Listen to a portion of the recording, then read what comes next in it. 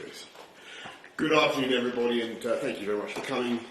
I've just chaired a meeting of the Government's Emergency Committee, including ministers from Scotland, Wales and Northern Ireland, and it's clear that coronavirus COVID-19 continues and will continue to spread across the world and our country over the next few months. We've done what can be done to contain this disease, and this has brought us valuable time, but it's now a global pandemic, and the number of cases will rise sharply. Indeed, the true number of cases is higher, perhaps much higher than the number of cases we have so far confirmed with tests. And I've got to be clear, we've all got to be clear, this is the worst public health crisis for a generation. Some people compare it to seasonal flu. Alas, that is not right.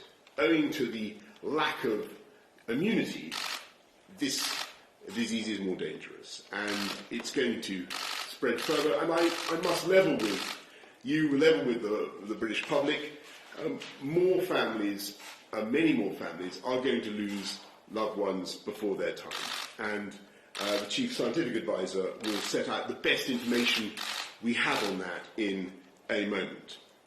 But as we've said over the last few weeks, we have a clear plan that we are now working through.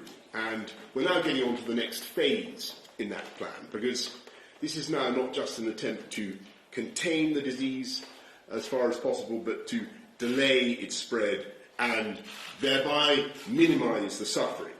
If we delay the peak even by a few weeks, then our NHS will be in a stronger state as the weather improves and fewer people suffer from normal respiratory diseases, more beds are available, and you'll have more time for medical research.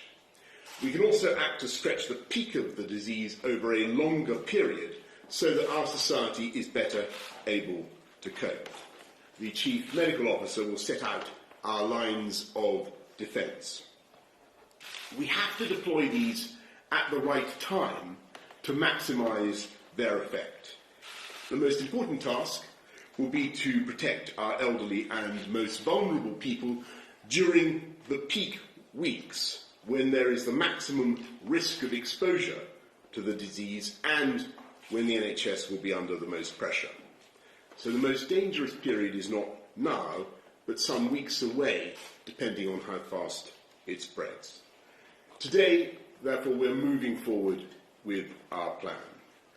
From tomorrow, if you have coronavirus symptoms, however mild, either a new continuous cough or a high temperature, then you should stay at home for at least 7 days to protect others and help slow the spread of the disease. We advise all those over 70 with serious medical conditions against going on cruises, and we advise against international school trips. At some point in the next few weeks, we are likely to go further, and if someone in a household has those symptoms, we will be asking everyone in that household to stay at home. We're not introducing this measure yet for reasons Sir Patrick will explain, but I want to signal now that this is coming down the track. We are considering the question of banning major public events such as sporting fixtures, and the scientific advice, as we've said over the last couple of weeks, is that this banning such events will have little effect on the spread. But there is also the issue of the burden that such events can place on public services. So we're discussing these issues with colleagues in all parts of the United Kingdom, and we'll have more to say shortly about the timing of further action in that respect. At all stages, we have been guided by the science, and we will do the right thing at the right time. We are not, repeat not, closing schools now. The scientific advice is that this could do more harm than good at this time, but of course we're keeping this under review, and this, again, may change as the disease spreads. Schools